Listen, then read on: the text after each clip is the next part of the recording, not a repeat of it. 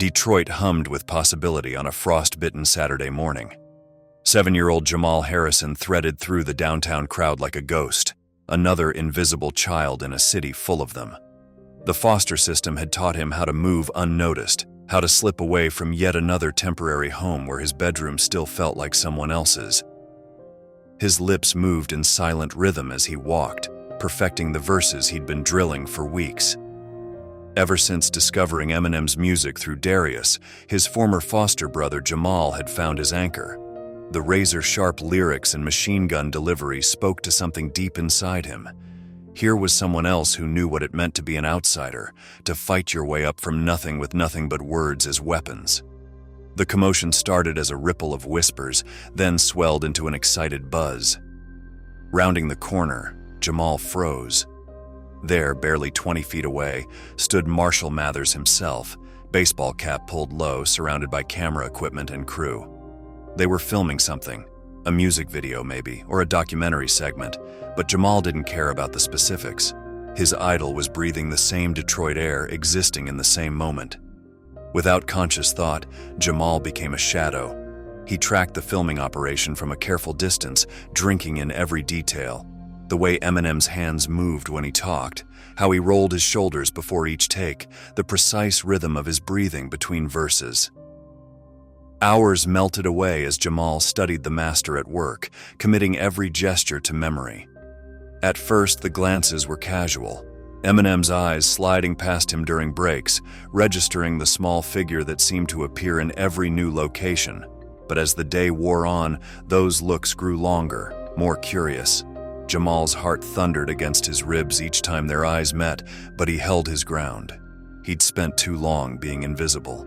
For once in his life, he wanted, needed, to be seen. When Eminem finally broke away from his crew and started walking toward him, Jamal's feet refused to run. Something in the rapper's expression told him this wasn't about shooing away an annoying kid. This was about recognition. One Detroit survivor seeing another. One storyteller acknowledging a fellow artist in the making. Jamal's heartbeat drowned out the city noise as Eminem crouched down to meet his eyes. The rapper's face was different up close, softer somehow, with none of the hard edges from his music videos. "Been watching you shadow us all day, little man," Eminem said, his voice carrying that distinctive Detroit grit but gentle. "Got a name?" "Jamal," he whispered, then cleared his throat and said it again, stronger this time. The name his parents had given him, the only thing he had left of them, really. "Jamal," Eminem repeated, testing the weight of it. "I'm Marshall, but something tells me you've done your homework." His smile was genuine, nothing like the practiced media grins Jamal had seen on TV. They did the usual things, a selfie, an autograph on a shirt that would become Jamal's most prized possession. But when most fans would have bounced away clutching their treasures, Jamal lingered. Something in his hesitation caught Eminem's attention. "Your folks know you're out here?" The question hung in the air like Detroit winter frost. Jamal's fingers twisted in the newly signed shirt.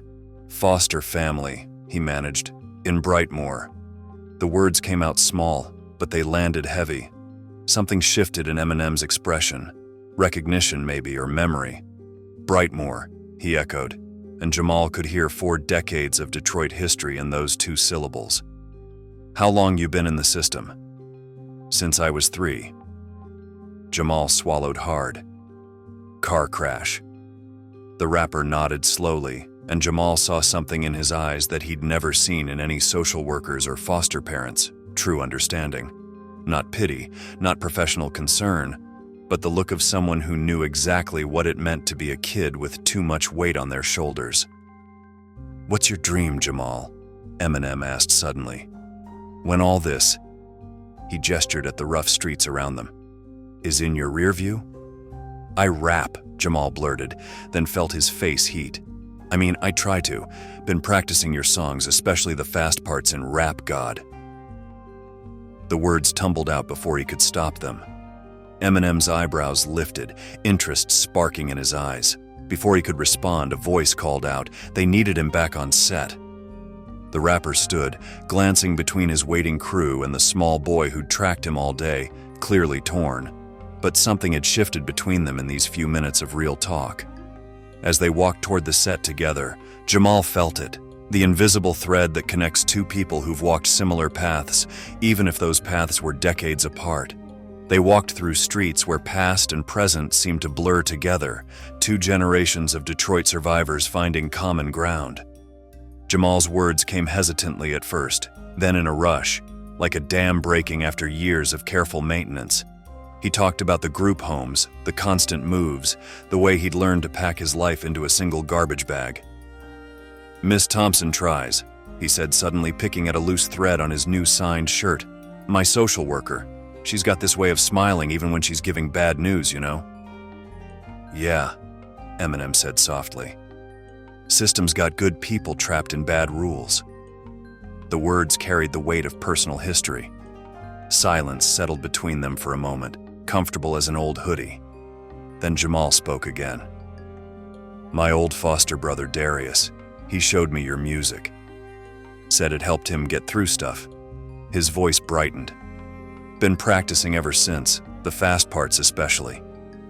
Something flickered in Eminem's eyes. Recognition, maybe, or memory. "Music's like that," he said. "Gives you somewhere to put all the stuff you can't say any other way." He studied Jamal for a moment. "Let me hear something." The boy's heart jumped into his throat, but beneath the terror, something else stirred. The same fire that had kept him practicing in empty rooms and quiet corners. He closed his eyes, found his center, and let loose. The verses of "Lose Yourself" poured out of him, each word sharp and clear as broken glass. He'd practiced this flow hundreds of times, but now it felt different, more real, more raw.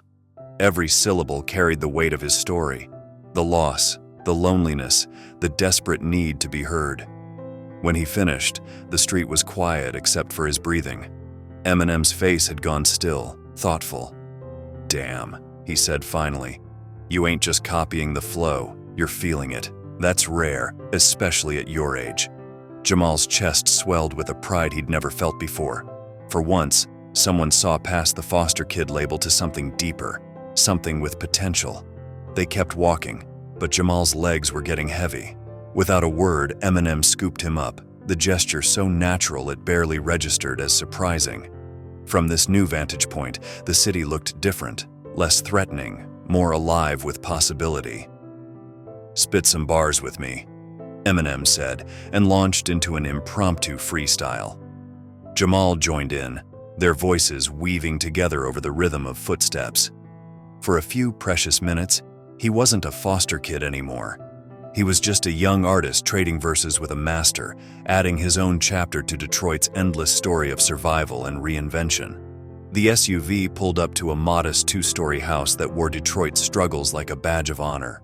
Peeling paint but pristine windows, cracked steps but flowers blooming defiantly in mismatched pots. Before they could reach the porch, the screen door creaked open. Mrs. Johnson emerged, a woman shaped by years of loving children she couldn't keep. Her apron was dusted with flour, and worry lines deepened around her eyes as she took in the scene before her. Her youngest foster son standing beside one of Detroit's most famous sons. "Jamal?"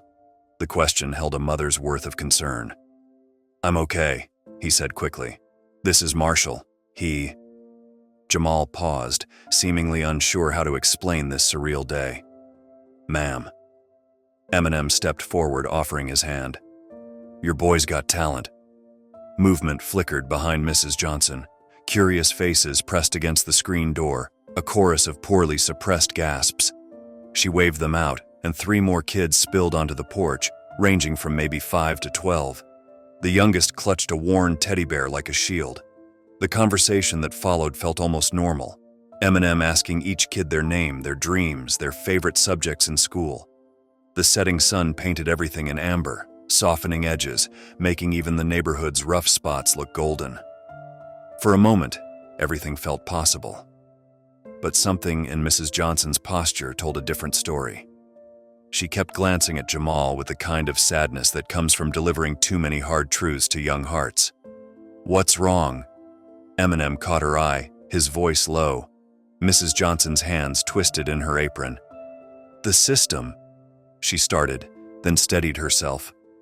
Jamal needs help we can't give him here. A DHD therapy, consistent medication, the funding ... She trailed off, the rest of the story written in the tears now sliding down Jamal's cheeks. They're moving him, she finished simply. The words hit like a Detroit winter, harsh and unforgiving. Eminem looked at Jamal, saw the familiar mix of rage and helplessness in the boy's eyes. He recognized that look. He'd worn it himself, back when the world seemed determined to scatter his dreams like ashes in the wind. The other foster kids had gone quiet, their earlier excitement replaced by the heavy silence of children who know too well how quickly their world can change. The youngest one reached for Jamal's hand, still clutching her bear with the other. Eminem felt something shift inside him, the same instinct that had once made him fight his way out of a trailer park with nothing but words as weapons. He looked at Jamal, this small shadow who'd followed him all day, who carried Detroit's rhythm in his heart just like he had at that age. Some decisions right themselves. This was one of them. What's the actual cost? Eminem's voice cut through the heavy silence. For the therapy, the meds, all of it, here in this neighborhood. Mrs. Johnson disappeared inside, screen door slapping behind her. When she returned, she held a business card like it was made of glass. Dr. Simmons, she said quietly. She's good with kids like Jamal, understands what they're carrying. She turned the card over, showing notes scribbled on the back, numbers that meant the difference between stability and another goodbye. Eminem studied the card, jaw set in a familiar line, the same expression he'd worn before every battle, every comeback, every time the odds said no, but Detroit said yes. I'll handle it, he said simply. Not a promise of forever, he'd been around too long to make those, but a chance. Sometimes that's all it takes. Jamal moved before anyone could stop him, wrapped his arms around Eminem's waist in a fierce hug that said everything words couldn't. The rapper froze for a moment, then hugged back, remembering every adult who'd ever believed in him when the world said not to bother. The drive away was quiet, Detroit streets rolling past like pages in a book nobody had finished writing yet. In the rearview mirror, the house grew smaller, but the decision grew stronger. Some things you do not because they make sense, but because not doing them makes even less sense. 2 days later, a black Cadillac rolled up just as the morning light was turning the frost to diamonds on the lawn. The driver, Tom, he introduced himself, had kind eyes and the easy manner of someone used to delivering good news. The envelope he handed Jamal was plain white, nothing special about it except everything. Inside, a therapy schedule, a note in Eminem's sharp handwriting, and the promise of something rare in foster care: continuity. Marshall only asks one thing, Tom said softly. Keep this between us. Some things work better in the quiet. Mrs. Johnson's tears caught the morning light. Jamal stood very still, holding the envelope like it might dissolve if he moved too fast. The other kids clustered around him, their morning rush to school forgotten in the wake of this small miracle. Some stories in Detroit start with nothing and end with everything. Some heroes wear hoodies instead of capes. And sometimes all it takes to change a life is one person who refuses to walk away when walking away would be easier. Jamal looked down at the note one more time, his fingers tracing the words that had changed everything. Keep spitting fire, little brother. Detroit's got your back. Mrs. Johnson pulled Jamal close, her flour-dusted apron catching his happy tears. You're staying home, baby, she whispered. You're staying home. Tom smiled as he handed out packages to each foster kid, not flashy merchandise, but thoughtful selections that spoke of careful choosing. New backpacks, books, art supplies, things that said tomorrow instead of just today. Jamal's package was last, a leather-bound notebook, its pages cream-colored and empty, waiting. A note slipped from between the covers. Detroit taught me that sometimes the best stories start in the hardest places. Fill these pages with yours. Marshall. The Cadillac carried them to school that morning, but it felt like they were riding something bigger. Hope, maybe, or the kind of change that comes when someone believes in you before you're ready to believe in yourself. Over the next few months, Jamal's world shifted axis by quiet axis. Dr. Simmons helped him understand the storm in his mind wasn't weakness but energy looking for direction. His grades climbed. The rhymes in his new notebook grew stronger, deeper, more his own. Sometimes Mrs. Johnson would find him on the porch after homework, teaching his foster siblings how to find the beat in ordinary things: passing cars, autumn leaves, the city's heartbeat. The story could have ended with a famous rapper and a lost boy crossing paths on a Detroit street. Instead, it became something else. Proof that sometimes the biggest changes come not from grand gestures, but from simple human kindness, passed along like a rhythm from one heart to another until the whole city moves to its beat.